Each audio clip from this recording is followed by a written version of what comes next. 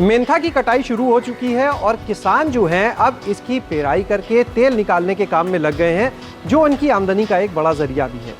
बाराबंकी समेत तमाम क्षेत्रों में सिर्फ उत्तर प्रदेश ही नहीं बल्कि अन्य राज्यों में भी बड़े पैमाने पर मेंथा की खेती होती है। लेकिन किसान अगर कुछ चीज़ों का विशेष ध्यान दें तो निश्चित रूप से उन्हें अपनी फसल से ज़्यादा तेल मिलेगा और उसकी गुणवत्ता भी ऐसी होगी जिससे उनकी आमदनी बढ़ जाए। आखिर वो तरकीब कौन सी है, वो तकनीक कौन सी है, ये आज हम जानेंगे सीमैप के केमिकल इंजीनियरिंग विभाग के अध्यक्ष वैज्ञानिक डॉक्टर सुदीप टंडन जी से, जो इस समय हमारे साथ में मौजूद है। सर, बहुत बहुत स्वागत है आपका हमारे साथ में। बहुत बहुत धन्यवाद।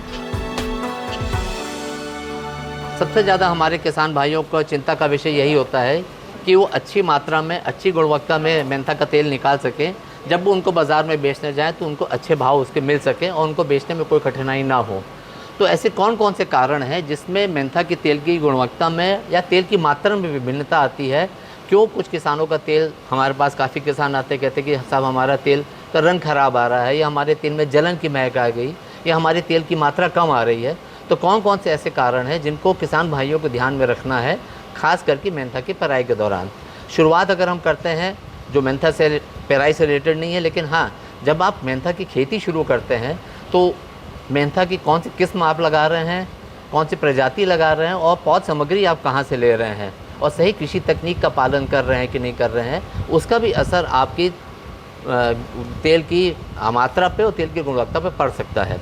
एक बार जब आपकी फसल तैयार हो जाती है, कटाई के लिए तैयार हो जाती है, तो कटाई के पश्चात टंकी में ले जाने से पूर्व आपको कुछ बातों का ध्यान रखना है।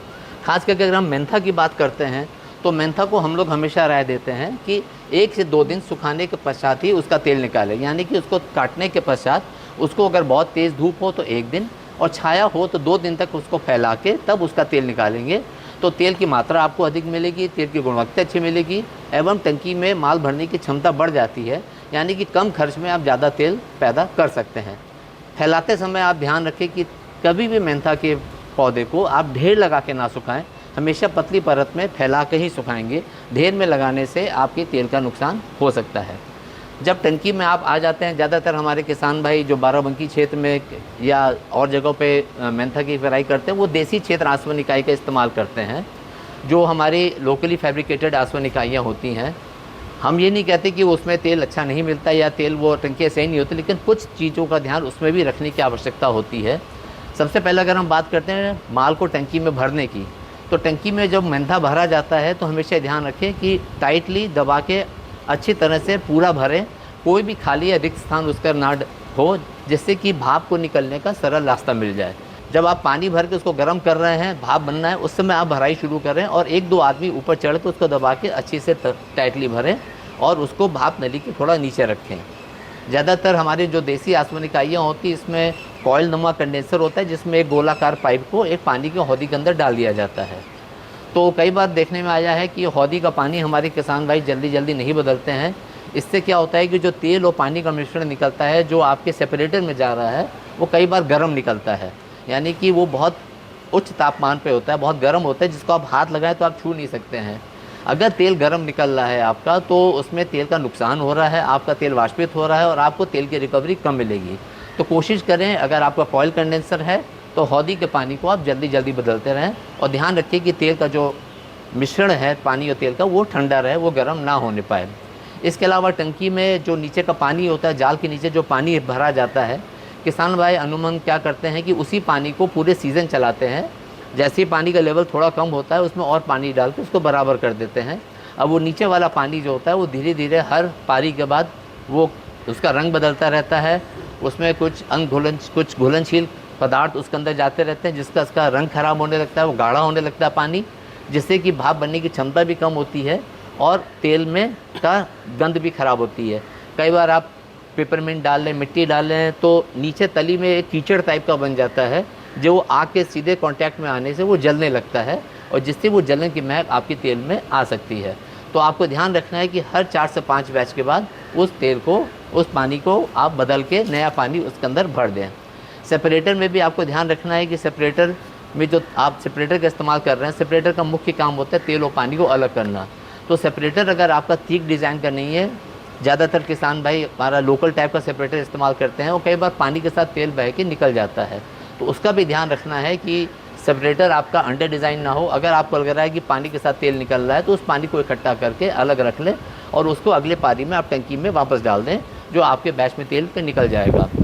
जो हमारी देसी क्षेत्र रासायनिक इकाइयाँ होती है उसमें जो और हानियाँ होती हैं, एक तो समय ज़्यादा लगता है तेल निकालने में, तेल की मात्रा कम मिलती है, और बहुत बड़ी एक समस्या होती है ये काफ़ी असुरक्षित होती हैं। आप देखते होंगे कि आए दिन जब मेंथा की पेराई होती है तो अखबारों में खबर आती है कि टंकी फटने से जान माल का नुकसान होता है। तो इससे बचने के उपाय हम लोग हमेशा किसान भाइयों को भी एक राय देते हैं कि 2-3 चीज़ों का हमको ध्यान में रखना है। सबसे पहले जब आसवन वो शुरू करने जा रहे हो तो एक बार टंकी को ठोक बजा के देख लें कहीं चादर गली तो नहीं है उनकी। जो वेपर पाइप है जहाँ से तेल और भाप का मिश्रण निकल के कंडेंसर से बाहर निकलता है उसमें पानी डाल के एक बार देख लें कि इसके अंदर कोई चीज़ फंसी हुई तो नहीं है, कोई किसी चिड़िया ने या कोई चीज़ अंदर बना दी जिससे कि भाप का निकलने का रास्ता बंद हो जाएगा, तो टंकी में प्रेशर उत्पन्न हो सकता है जिससे टंकी फट सकती है। इससे बचने का एक और सरल उपाय है कि जो भाप निकलने का जो रास्ता है वहाँ पे एक जाली को, एसएस की जाली को अगर वहाँ वेल्ड कर देंगे तो उस भाप नली के अंदर कोई चीज़ फंसने की संभावनाएं नहीं रहेंगी। तो ये 2-3 चीज़ों का ध्यान रखें। इसके अलावा एक प्रेशर गेज और एक सेफ्टी वॉल्व बाज़ार में उपलब्ध होता है आसानी से। एक प्रेशर गेज और सेफ्टी वॉल्व टंकी के ढक्कन पे इसको आप वेल्ड करा लें तो अगर टंकी में प्रेशर उत्पन्न होता है, दाब उत्पन्न होता है, तो जैसे प्रेशर कुकर की सीटी खुल जाती है वैसे वो सीटी खुल जाएगी और टंकी फटने से बचा जा सकता है।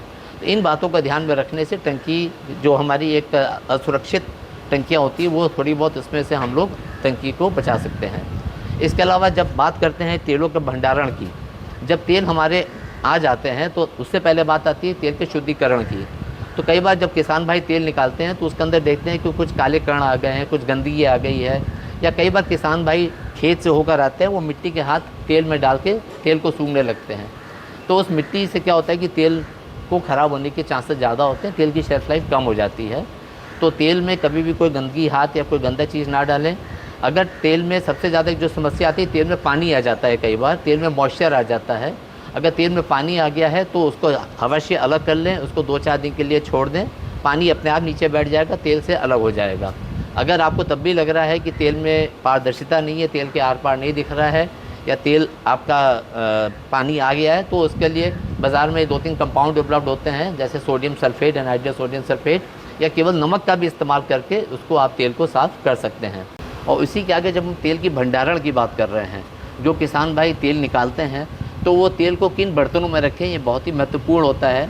किसान भाई ज़्यादातर वो जो बिस्लेरी की और जो पेट की और कोका कोला की बोतलें होती हैं उसमें तेलों का भंडारण करते हैं, जिसकी राय हम लोग कभी नहीं देते हैं। किसान भाइयों को कम समय के लिए तेलों को उसमें रखना हो तो आप रख सकते हैं, लंबे समय के लिए इन बोतलों को या प्लास्टिक की बोतलों का इस्तेमाल ना करें, क्योंकि उसके अंदर एक कंपाउंड होता है थैलेट, प्लास्टिसाइजर्स होते हैं जो हमारे तेल में रिस्क के आ जाते हैं, और ख़ास करके जब विदेशों में तेल भेजा जाता है तो वहाँ से रिजेक्ट होकर आ जाता है, क्योंकि उसके अंदर थैलेट का कंटेंट ज़्यादा पाया जाता है, जिसका एक मुख्य सोर्स जो है हमारी प्लास्टिक की बोतलें होती हैं।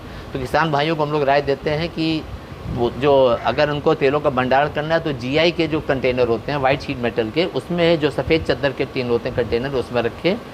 तेल की मात्रा के हिसाब से तेल के बर्तन का चयन करें। अगर आपके पास 100 किलो तेल है तो 200 किलो के बर्तन में ना रखें, 100 किलो के तेल को आप 50 किलो के 2 बर्तनों में रखें, तो ज़्यादा लंबे समय तक आप तेलों को सुरक्षित रख सकते हैं।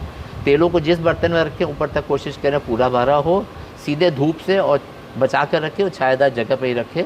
जो सीमेप द्वारा विकसित आसवन इकाई है उसमें जो मुख्य परिवर्तन हम लोगों ने डिज़ाइन पे परिवर्तन किया है, जो उसमें एडवांटेज है, उसमें सबसे पहले होता है कि ये हमारी आसवन टंकी होती है, उसके नीचे हम लोगों ने एक बॉक्स दिया है जिसको हम लोग कैलेंड्रिया बोलते हैं, इसको हम लोग स्मोक बॉक्स भी कहते हैं। उसका मुख्य कार्य होता है कि जो भी हम लोग भट्टी में आग लगाते हैं, जो धुआं होता है वो बहुत गर्म होता है, करीब 800 से 900 डिग्री सेल्सियस का होता है, जो देसी आसवन इकाइयों में सीधे चिमनी में छोड़ दिया जाता है। हम लोग क्या करते हैं कि उस धुएँ को इस्तेमाल करते हैं अंदर के पानी को गर्म करने के लिए। तो ये इसके अंदर हमारे पाइप पड़े होते हैं, जो धुआं होता है वो अंदर से जाके इन पाइपों के माध्यम से सामने आता है, जो पानी के अंदर डूबे हुए हैं, और साइड की दीवारों से होते हुए तब वो चिमनी में जाता है। यानी कि हम पानी को 3 तरफ से गर्म कर रहे हैं, एक नीचे से गर्म हो रहा है, एक पाइप चारों तरफ जो पानी वो गर्म हो रहा है, और दीवारें भी गर्म हो रही हैं। इससे क्या होता है कि एक तो पानी जल्दी उबलने लगता है, और दूसरा भाप बनने की क्षमता बढ़ जाती है, यानी कि हमारा जल्दी भाप बनेगी और भाप ज़्यादा बनेगी तो आसवन भी ज़्यादा हो, आसवन भी जल्दी होगा एवं तेल का उत्पादन भी बढ़ जाता है। तो यानी सर एक तरफ आपने बताया कि 15% तक हमें तेल ज़्यादा मिल रहा है, हाँ और जी। दूसरी तरफ फिर अगर इन सारी चीज़ों को देखें तो लागत भी हमारी कम हो रही है। हाँ जी, तेल निकालने की लागत भी कम हो रही है। हाँ, दूसरा जो हमारा जो दूसरा एडवांटेज है हमारी जो आसवन इकाई का है, वो जो दूसरा हमने परिवर्तन किया वो है हमारा कंडेंसर। जो आप देख सकते हैं जिस तरह का हम लोग कंडेंसर का इस्तेमाल करते हैं, ज़्यादातर हमारी देसी क्षेत्र आसवन इकाइयों में एक गोलाकार या चौकोर पाइप को पानी का हौदी के अंदर डाल दिया जाता है, जो तेल और भाप के मिश्रण को ठंडा करता है। अनुमान देखा गया है कि वो पानी बहुत गर्म हो जाता है, जिसको किसान भाई जल्दी जल्दी नहीं पलटते हैं। तो इन सब बातों को ध्यान में रखते हुए हम लोगों ने इस तरह का कंडेंसर का इस्तेमाल करा है, जिसको हम लोग शेल एंड ट्यूब कंडेंसर कहते हैं। इस कंडेंसर की जो एडवांटेज है, जो उसका लाभ है, वो ये है कि भाप को ठंडे करने की क्षमता इसमें अधिक होती है, जिससे क्या होता है कि जो तेल और भाप का मिश्रण, पानी का मिश्रण जो हमारे कंडेंसर से गिरता है, वो हमेशा ठंडा मिलता है। और ठंडा मिलने की वजह से हमारा तेल का नुकसान नहीं होता है उड़ने की वजह से या वाष्पित होने की वजह से। तो ये हमारा दूसरा परिवर्तन हमने टंकी में किया। और तीसरा परिवर्तन है हमारा तेल का सेपरेटर। जो हम लोग ज़्यादातर इसका तेल का सेपरेटर का मुख्य काम होता है तेल और पानी को अलग करना, और जिसके लिए एक मिनिमम रेजिडेंस, एक अनुकूल समय चाहिए होता है तेल और पानी को अलग करने के लिए। अगर सेपरेटर आपका अच्छे डिज़ाइन का नहीं है तो पानी के साथ तेल बह के निकल सकता है। सर ये जो आपने बताया इन दोनों के बीच का अंतर, तो यानी अगर मान लीजिए कोई व्यक्ति 1 लाख रुपए का मान लीजिए उसने तेल निकाला और 15% उत्पादन बढ़ता है, यानी 1,15,000 तो वैसे ही हो गए उसके।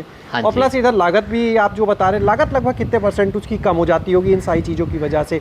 चाहे वो समय की बात करें, चाहे लेबर कॉस्ट की बात करें, चाहे ईंधन इसको चलाने के लिए, वो लगभग कितना रिड्यूस हो जाता होगा, कम हो जाता होगा? ये आपने ठीक बोला चले जी, क्योंकि एक तो तेल का उत्पादन हमारा बढ़ रहा है 10 से 15%, तेल को निकालने में समय कम लग रहा है। ये मान के चलिए जो टंकी आप 6 घंटे में चला रहे हो, वो आपको 3 घंटे में आधा समय लग रहा है। ईंधन आपका उतना ही लगता है, मैन पावर उतनी ही लगती है, लेकिन आपका एक ही दिन में 2 से 3 बैच आप चला सकते हैं। तो ये मान के चलिए कि आप 1 से 1.5 गुना तक आपको लाभ ज़्यादा मिलता है अगर आधुनिक आसवन इकाई आप लगाते हैं तो। यानी वन टाइम अगर इन्वेस्टमेंट ये कर दिया जाए तो उसके बाद लंबे समय में ये फायदे का एक सौदा कह सकते हैं। हाँ जी, हाँ जो जी। किसान इस तरह नहीं ले सकते अकेले इतनी महंगी इकाई, वो क्या करें? नहीं, वो हम जरूर है कि हाँ, किसान अकेले इतनी महंगी इकाई नहीं ले पाते हैं, तो हम उनसे ये आग्रह करते हैं कि एक समूह बना लें। एक किसान का समूह बना लिए, 4 या 6 किसान मिल के अपने गांव में एक क्लस्टर बना लें और एक अच्छी सी इकाई लगवा लें, और जिसमें वो मिल के अपना समय समय पर अपना आसवन करते रहें, उसी की रख रखाव का खर्च आपस में बांट लें। तो इस तरह से क्या होगा कि तेल का उत्पादन भी बढ़ेगा, और जितना उत्पादन बढ़ रहा है उसमें उसका रख रखाव का खर्च भी निकल जाता है। तो समूह बना के अच्छी आसवन इकाई किसान भाई मिलकर लगा सकते हैं। बहुत बहुत शुक्रिया सर हमारे साथ जुड़ने के लिए। तो आपने यहाँ पर सुना डॉक्टर सुदीप टंडन जी से मेंथा का जो तेल है उसको किस तरह से निकाला जाए जिससे तेल का उत्पादन आपको ज़्यादा मिले, लागत आपकी कम हो जाए। और जो उन्होंने इसके बारे में बारीकियां बताई, अगर उनका किसान भाई ध्यान रखते हैं तो निश्चित रूप से जो उनका तेल उत्पादन है वो लगभग 15% तक बढ़ जाएगा, लागत भी उनकी कम हो जाएगी। यानी कुल मिलाकर अगर कहें तो वो लगभग 1.25 से 1.5 गुना तक उनकी आमदनी इससे हो सकती है। बस कुछ बारीकियों का उन्हें ध्यान रखने की ज़रूरत है। शैलेश अरोरा, गाँव जंक्शन।